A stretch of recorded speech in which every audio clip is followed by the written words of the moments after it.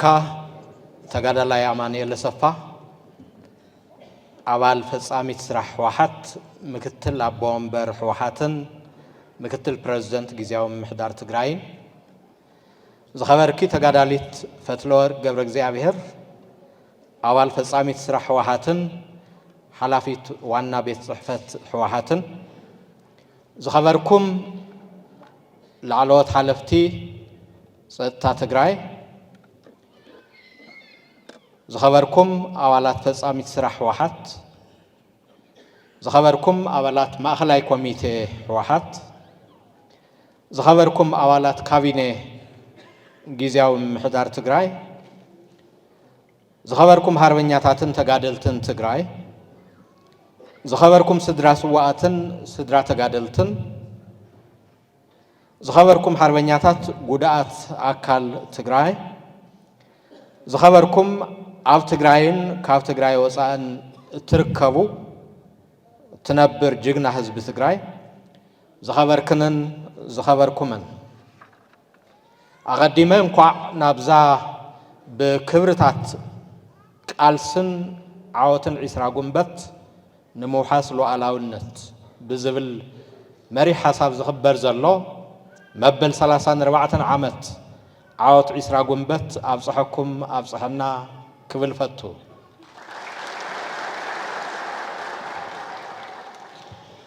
እቲ ጫፍ ስልጣነ ዓለምና ዝነበረ ስልጣነ ኣኽሱም እናንቆልቆለ ድሕሪ ምኻዱ ትግራይ ብዓለም ተረሲዓ ንሳውን ዓለም ረሲዓቶ ህዝባ ንብዙሕ ክፍለ ዘበናት ኣብ ከርፋሕ ናብራ ክነብር ተፈሪዱሉስ ድሕሪ ምጽናሕ ርግጽ እዩ ኣይግዛእን ባህላይነት ካብቶም ክብርታት ህዝቢ ትግራይ እቲ ሓደን ቀንድን ስለ ዝነበረ በብእዋኑ እቲ ዝነበረ ኩነታት ስለ ዘይተቐበሎ ብዙሕ ሻዕ እናተቓለሰ ድሕሪ ምጽናሕ ዝያዳ ግን ዝተወደበ ቃልሲ ዝጀመረ ውድብ ህዝባዊ ወያነ ሓርነት ትግራይ ክትውለድ እንተላ ለካቲት 11 1967 ምዃኑ ይፍለጥ እዩ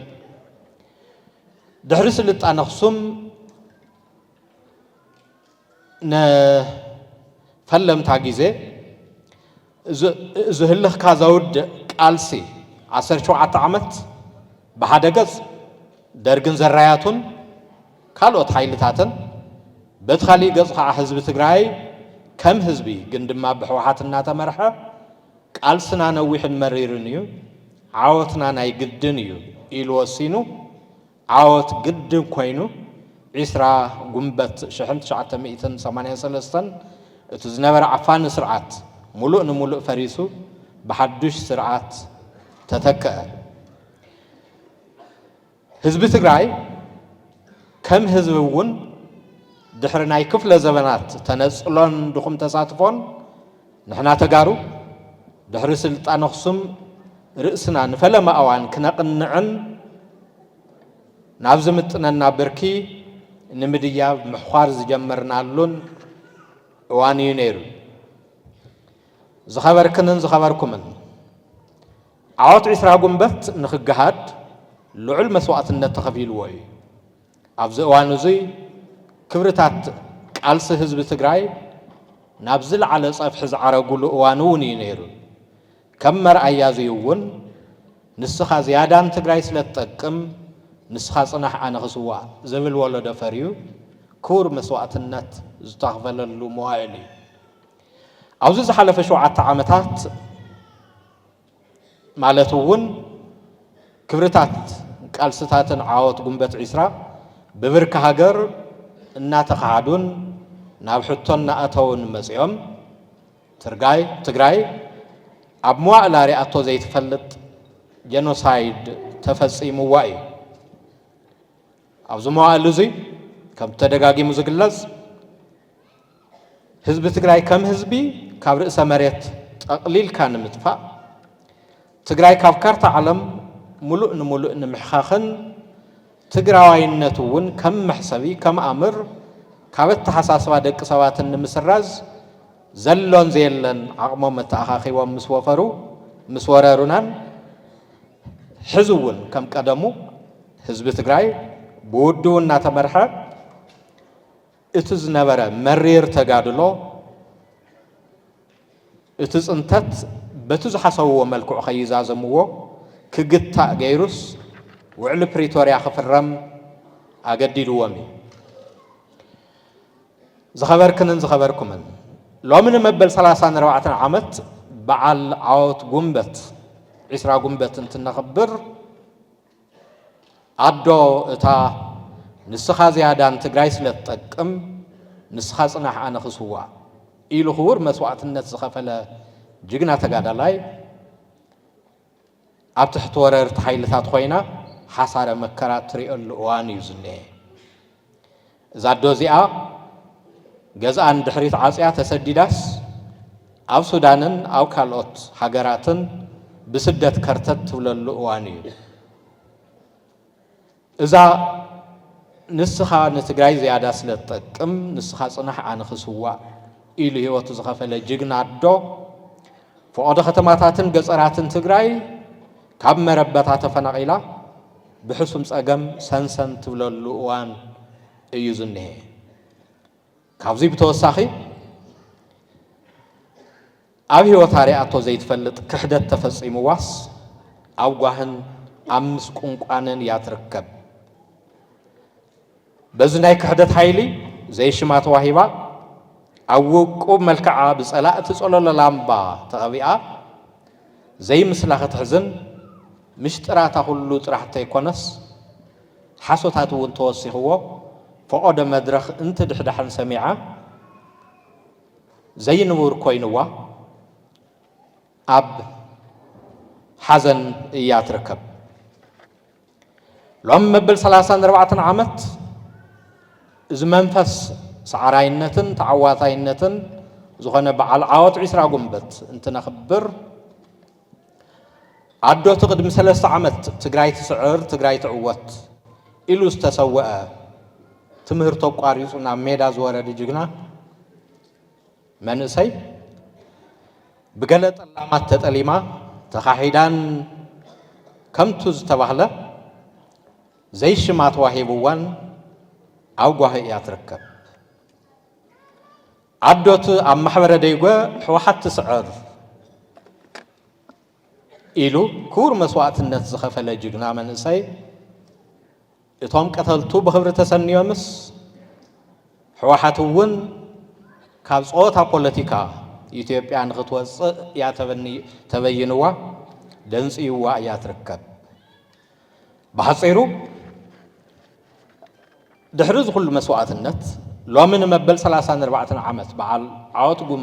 ጉንበት 20 እንትነኽብር ልዕሊ 40 ሚእታዊ ግዝኣት ትግራይ ኣብ ኢድ ወረርቲ ወዲቑ ተሰደድትን ተመዛበልትን ናብ መረበሶም ክምለሱ ዘይከኣሉሉን ብፍላይቶም ኣብ ትሕቲ ወረርቲ ዘለዉ ኣብ ሕሱም መግዛእ ተለዉ ጥራሕ እንተይኮነስ ብህይወት ክነብሩ ዝኽእሉ እውን እቶም ኣብኡ ዘለዉ ድሑራት ገዛእቲ እንተፈቒዶምሉ ጥራሕ ብምዃኑ እዙይ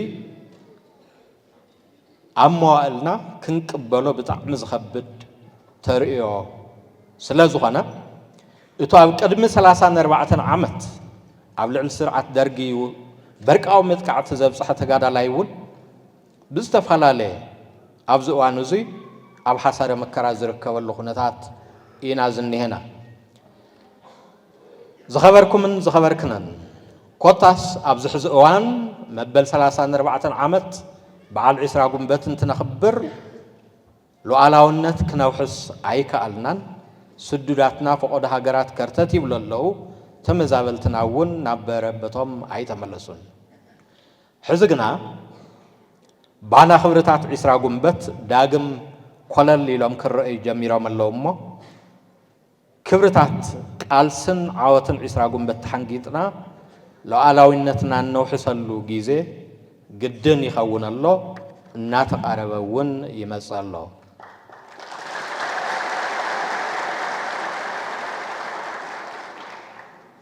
ዝኸበርክንን ዝኸበርኩምን ካብ ክብርታት ዓወት 20 ጉንበት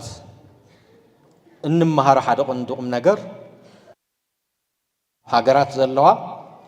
بحيل سبن بوتادراون عوتن لعل عتكز نبرو سراويت درجي قنع علامة تحقيقك كبرتات قال حزب تግራይ تلابيسك زيك قال ነገር كم زي الله ابز دلخايو ناي عوت براخه ክትበጽኸም ትኽእል ዓብይ ትምህርት እንሰንቀሉ ዋንዩ عوت عسرا ጉንበት نمبل 34 ዓመት እንትነኽብር ኩላትና ከም ህዝቢ ኣብ ትግራይና ሃሎ ደገ ክብርታት ቃልሲ عوت عسرا ጉንበት ተሐንጊጥና መንፈስን ተዓዋታይነትን ሰዓራይነትን ህዝብና አቦቱ ኸም ዘሎ ስለናአምን ዘለና እንኮ መማረጺ ወይውን አማራጹ ዘይብሉ መማረጺ ሓድነትና ዝያዳ ሕይልና ውዳበታትና ዝያዳ ሰጣጢምና ምስፈተውትን መሐዙትን ህዝብታት ዝያዳ ምሕዝነትና አደልዲልና ሉዓላውነትና ክነውሕስ ግድን እዩ ዝናይሎ ዓውደ ዘተ እውን በዝቕኒት እዚ ንኽኽበር ዝተዳለወ ኮይኑ እተን ዝቐርባ ክልተ መልዕሊ ጽሑፋት እውን በዚ መንፈስ እዚ ካብ ሕሉፍና ተማሂርና መጻኢና ብሩህ ንገብረሉ መዋጽኦ ትግራይ እውን ዝሕበረሉ ከይዲ ከም ዝኾነ ንኣምን እቶም መቕረብቲ ኣብ ሓጺር እዋን ምስ ተደራረብቲ ስራሕ ዝተዋህቦም ኮይኑ ግን ከዓ እዚ ሓደ ኣካል ናይ ምግዳል ገይሮም ወሲዶም ነዚ ጽሑፍ ከቕርቡልና ድልዋት ስለ ዝኾኑ ብሽመይን ብሽም ታመዳለዊት ኮሚቴን ከምስግን ይፈቱ አቶ ይሕደጎስዩም ጎበዛይ ወልደ አረጋይን መማእኸሊ ተጋዳላይ አማኑኤል አሰፋን ነዚ መድረኽ ክመርሑልና እዮም ስለዚ ነዚኣቶም ብሽመይ ከተመስግኑለ ይፈቱ